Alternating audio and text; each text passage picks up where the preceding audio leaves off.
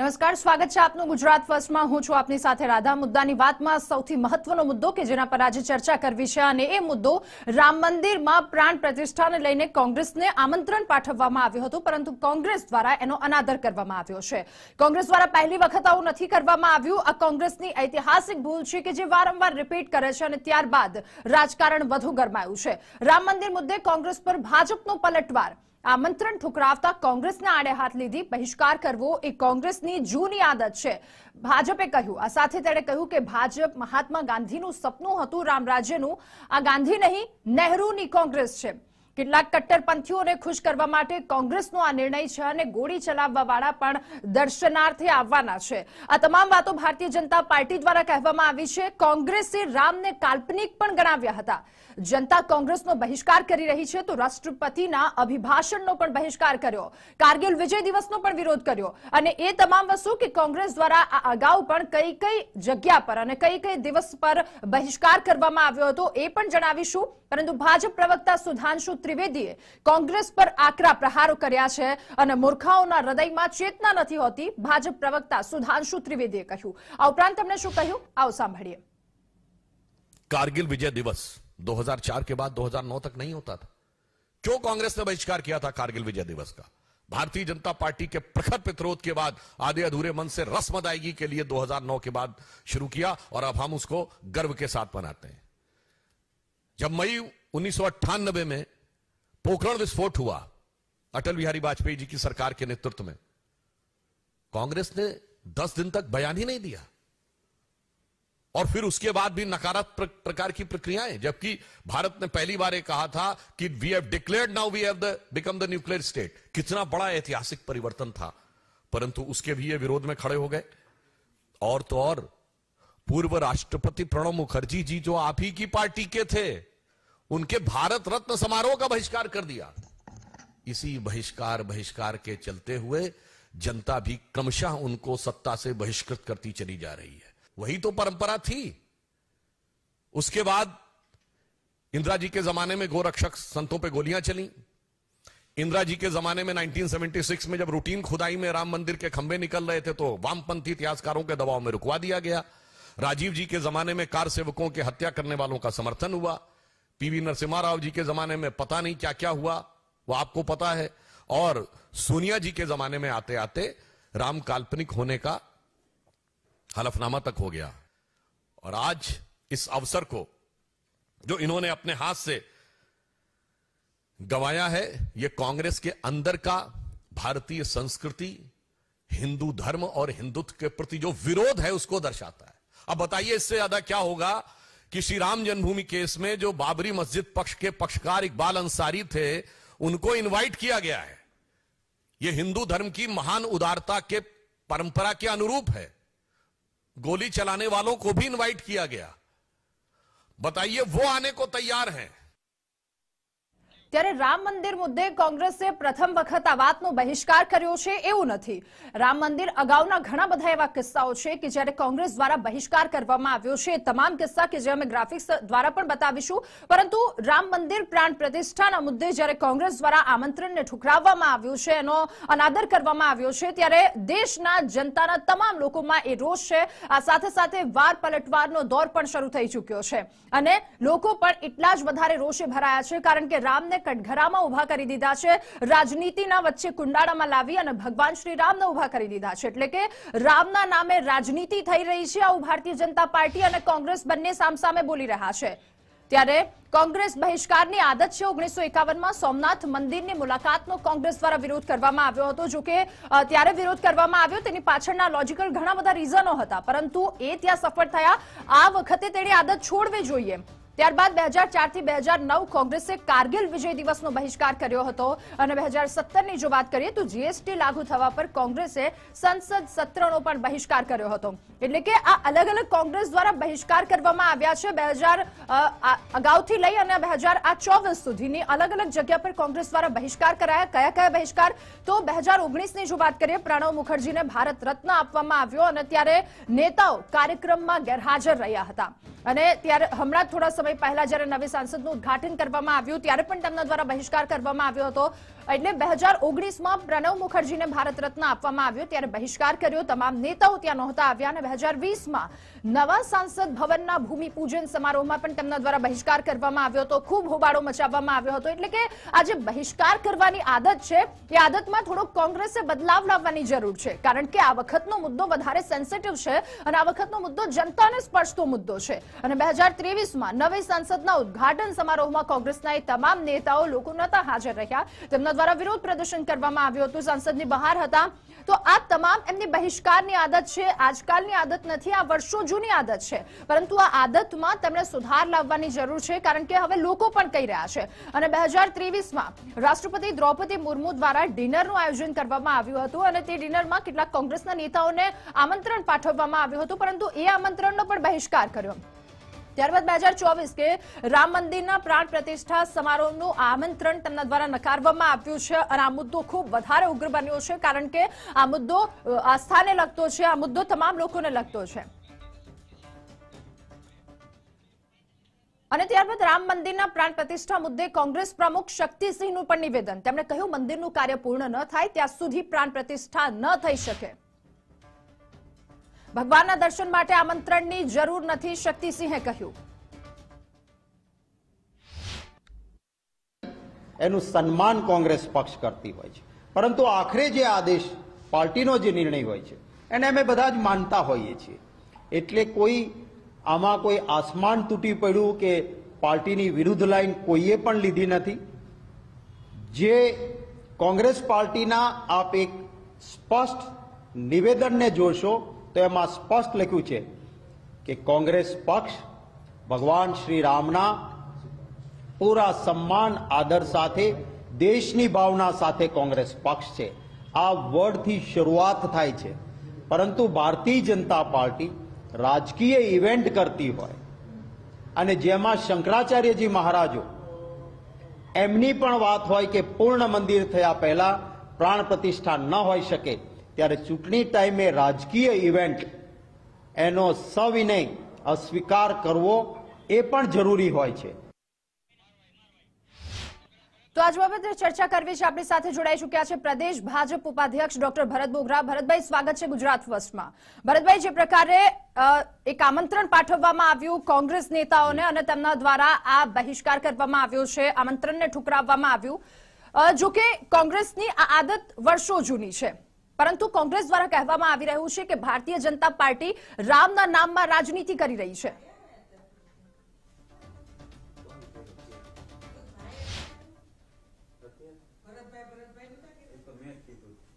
Hello जी Bharatbhai. Hello जी भरतभाई, આપનો અવાજ આવી રહ્યો છે. મારો પ્રશ્ન સૌથી પહેલા તો આપને હું અભિનંદન જી આપને અભિનંદન આપીશ કે આપે 140 કરોડની વસ્તીના દેશમાં 100 કરોડથી વધારે હિન્દુ સમાજ અને સનાતન ધર્મના અનુયાયીઓના અવાજને ટીવીના માધ્યમથી ચર્ચા માટે ડિબેટ્સમાં લીધો.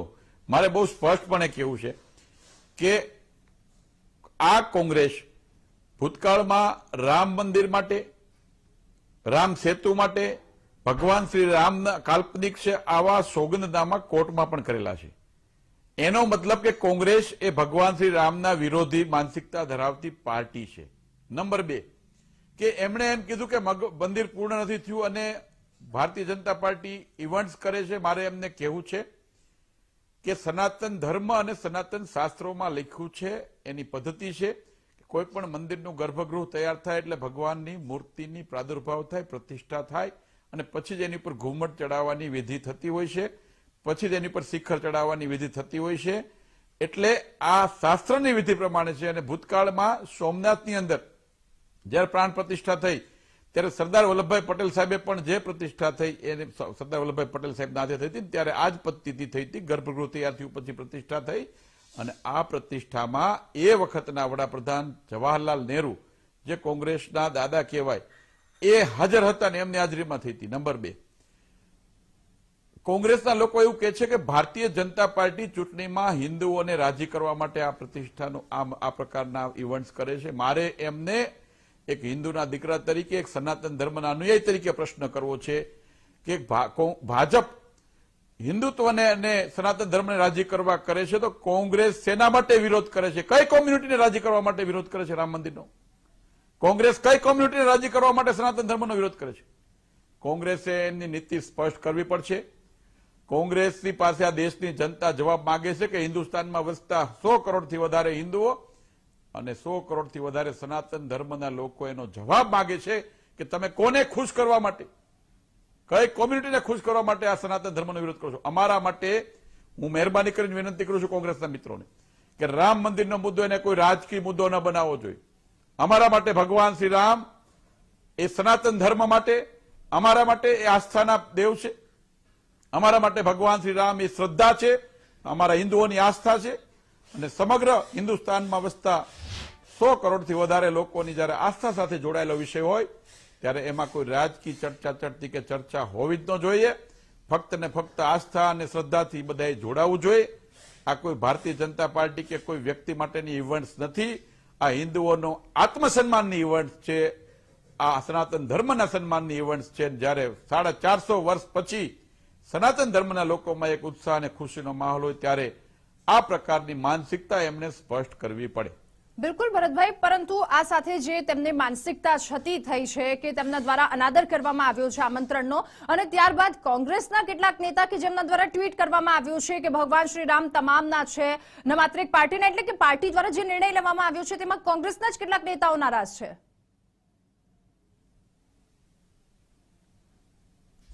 હું એ જ કહું છું ને કે દરેક ઘટનાને રાજકીય સ્વરૂપ આપવું ને એ આપણા માટે ખૂબ દુઃખદ છે. હું પણ રાજનીતિમાં છું. ચૂંટણીના મેદાનમાં આવીએ ત્યારે મુદ્દાઓ પર ચૂંટણી લડી લેવી જોઈએ, પરંતુ જ્યારે કોઈ દેશની સાંસ્કૃતિક ધરોહર, ઐતિહાસિક ધરોહરની વાત આવતી હોય, કોઈ દેશની સાર્વભૌમિત્વની વાત આવતી હોય, ભગવાન શ્રી રામ મર્યાદા પુરુષોત્તમની વાત આવતી હોય, અને ભગવાન શ્રી રામ સૌના છે એટલા માટે જ અમે કહીએ છીએ કે હિન્દુસ્તાનની અંદર વસતો કોઈ પણ નાગરિક, પછી કોઈ પણ જ્ઞાતિનો હોય, એના માટે ભગવાન શ્રી રામ માટેની જરા પણ વાતમાં 19-20 હોઈ શકે નહીં. એ બધા માટે ભગવાન શ્રી રામ મર્યાદા પુરુષોત્તમ, ભગવાન શ્રી રામ એ હિન્દુસ્તાન માટેનું ગૌરવની બાબત હોય. ત્યારે વિદેશમાં વસતા લોકો પણ આ વાતને સમર્થન કરતા હોય ત્યારે હિન્દુસ્તાનમાં વસતી કોઈ પણ પોલિટિકલ પાર્ટીઓએ આની અંદર પોલિટિકલ ઓબ્ઝર્વેશન ન કરવા જોઈએ. આના માટે કોઈ પણ પ્રકારના નિવેદન ન આપવા જોઈએ. અને કોંગ્રેસના લોકોએ હિન્દુસ્તાનના સનાતન ધર્મના લોકોની માફી માંગવી જોઈએ. આ પ્રકારના વાણી વિલાસ, આ પ્રકારના નિવેદનો 450 વર્ષ પછી જો કોઈ મુદ્દોનો ઉકેલ થતો હોય, તમે પણ કરવું હતું, તમને કોણે ના પાડી? 450 વર્ષના વાણા વહી ગયા. 75 વર્ષ સુધી તમે પણ સરકારો ચલાવી છે, તમે કરી શક્યા નથી લોકોની લાગણીના કામો. જ્યારે કોઈ ગુજરાતનો પનોતો પુત્ર નરેન્દ્રભાઈ મોદી સાહેબ, દેશના વડાપ્રધાન, એ આ પ્રશ્નનો ઉકેલ લાવતા હોય અને આવું સુંદર કામ થતું હોય ત્યારે સ્વાભાવિક છે કે આ પ્રકારનો વાણી વિલાસ એ આ દેશની જનતા ક્યારેય ચલાવી શકશે નહીં. સનાતન ધર્મ અને સનાતન સંસ્કૃતિના લોકો આને ચલાવી શકે નહીં. ભરતભાઈ, જ્યારે દેશના તમામ લોકોની વાત આપે કરી જ છે ત્યારે મહત્વની વાત એ પણ થઈ જાય કે રામ મંદિર બનવાથી લઈ અત્યાર સુધી પ્રાણ પ્રતિષ્ઠા સુધી કેટલાય એવા ભક્તો છે, કેટલાય એવા લોકો છે કે જેમણે બલિદાન આપ્યું છે. અને બલિદાન બાદ આ સુવર્ણ અવસર જ્યારે આવી રહ્યો છે ત્યારે કોંગ્રેસ પાર્ટી દ્વારા બહિષ્કાર કરવામાં આવે છે. જોકે ભરતભાઈ, આ બહિષ્કારની આદત કોંગ્રેસની આજકાલની નથી, એ વર્ષો પુરાની છે.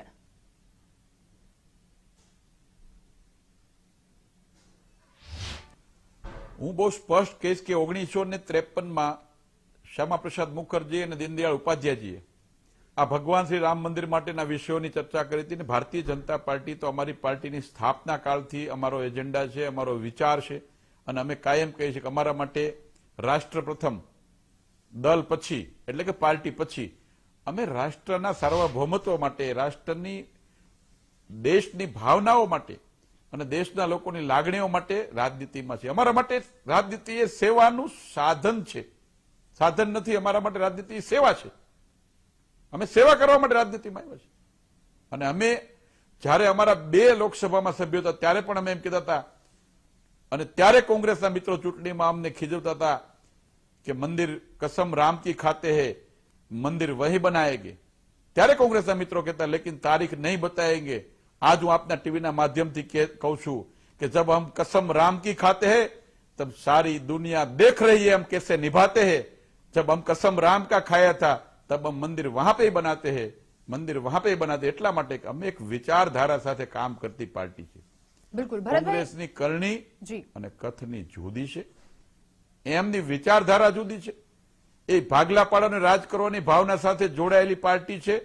આ દેશના સાર્વભૌમત્વને એને કોઈ લેવા દેવા નથી, એને સાંસ્કૃતિક રાષ્ટ્રવાદ હારે કોઈ લેવા દેવા નથી, આ દેશની સનાતન સંસ્કૃતિ સાથે કોઈ લેવા દેવા નથી. એ કોંગ્રેસની પાર્ટી જયારે વિદેશના લોકોના હાથની સલાહ સૂચનોથી કે આ દેશ વિરોધી પ્રવૃત્તિઓ કરતા લોકોના વિચારોથી ચાલતી પાર્ટી હોય ત્યાં શું અપેક્ષા રાખી શકાય? પરંતુ મારે દુઃખ સાથે કેવું છે કે અમને એટલો તો અપેક્ષા હતી કે કમસે કમ એમને નહીં ગમે તો નહીં આવે, પણ ભગવાન શ્રી રામ મંદિર માટેનો વિરોધ કરે આટલી હીન કક્ષાની પ્રવૃત્તિ કોંગ્રેસ દ્વારા કરશે એવી અપેક્ષા રાખી નહોતી. આજે દુઃખ થાય છે કે ચૂંટણીના ટાઈમે કોઈ વ્યક્તિનો વિરોધ હોઈ શકે, કોઈ વિચારધારાનો વિરોધ હોઈ શકે, પરંતુ સમગ્ર દેશ, સમગ્ર રાષ્ટ્ર એની સનાતન સંસ્કૃતિ, સનાતન ધર્મ અને હિન્દુત્વ માટે આટલા મોટી આસ્થા જેની સાથે જોડાયેલી હોય ભગવાન શ્રી રામ સાથે, એનો પણ વિરોધ કરીને કોંગ્રેસે એમની માનસિકતાને લોકોની વચ્ચે ખુલ્લી કરી છે. અને કોંગ્રેસે આ મુદ્દે સ્ટેન્ડ એનું ક્લિયર કરવું જોઈએ. એક બાજુ કોંગ્રેસ એમ કે છે ભગવાન શ્રીરામ બધાના છે, તો જયારે ભગવાન શ્રીરામ બધાના હોય તો એક બાજુ એવું કે છે શક્તિસિંહજી કે મંદિરમાં ક્યારેક કોઈ જગ્યાએ આમંત્રણની જરૂર ન હોય. મારે એમને પૂછવું છે કે જયારે ચૂંટણી આવે ત્યારે તમારા રાહુલ બાબા દ્વારકાના મંદિરમાં દર્શન કરવા માટે, દેખાડો કરવા માટે લોકોની વચ્ચે જાય છે. તો મિત્રો, તમે આ પ્રકારની પ્રવૃત્તિ સાથે જોડાયેલા હોય, તમે ભગવાનને માનતા હોય, તો જયારે ભગવાનના મંદિરનો જીર્ણોદ્ધાર થાય, તમને પ્રેમથી, હરખથી એ ટ્રસ્ટના લોકો આમંત્રણ આપવા આવે, તમે એના આમંત્રણનો અસ્વીકાર કરો, આનાથી મોટી સનાતન સંસ્કૃતિ અને હિન્દુ ધર્મનું અપમાન હોઈ શકે નહીં. બિલકુલ, આમંત્રણનો અપમાન કર્યું છે અને તેથી જ કોંગ્રેસ પાર્ટી પોતે જ કહી રહી છે કે અમે રામની પાર્ટી નથી, અમે હિન્દુ પાર્ટી નથી, કારણ કે તેમનું કર્તવ્ય એવું છે. ભરતભાઈ, આ સાથે સાથે જે પ્રકારની વાતો થઈ રહી છે, જે પ્રકારનો અનાદર કરવામાં આવ્યો, આ તમામની વચ્ચે રામને રાજનીતિની વચ્ચે લાવીને ઉભા રાખી દીધા છે, જે ન થવું જોઈએ. ભરતભાઈ, આભાર ગુજરાત ફર્સ્ટ સાથે જોડાવા બદલ. તો રામના નામે રાજનીતિ થઈ રહી છે તેવું કોંગ્રેસ અને ભારતીય જનતા પાર્ટી બંને કહી રહી છે, પરંતુ હવે બંને પાર્ટી સામસામે આવી ગઈ છે અને આ તમામ વસ્તુ ખૂબ વધારે મહત્વની છે, કારણ કે આ સ્પર્શતો મુદ્દો દેશના લોકોને છે. તમામ એ જનતાને સ્પર્શતો મુદ્દો છે કે જેના પર કામ થવું ખૂબ વધારે આવશ્યક છે. અને લોકો દ્વારા વારંવાર કહેવાતું હોય છે કે રામના નામે રાજનીતિ કરવાની બંધ કરી દો. ત્યારે ભાજપના નેતા હોય કે કોંગ્રેસના નેતા હોય, વાર પલટવાર શરૂ થઈ ચૂક્યો છે. આના તરફ જો ગુજરાત કે પછી ભારતની જનતાની પાસે મતાંતરો જાણીએ છીએ તો તેમના દ્વારા પણ એ જ વાત કહેવામાં આવે છે કે રાજનીતિ બંધ કરો. કોંગ્રેસ દ્વારા જે આ કૃત્ય આચરવામાં આવ્યું છે, કોંગ્રેસ દ્વારા જે અનાદર કરવામાં આવ્યો છે, તેને લઈને રોષ છે.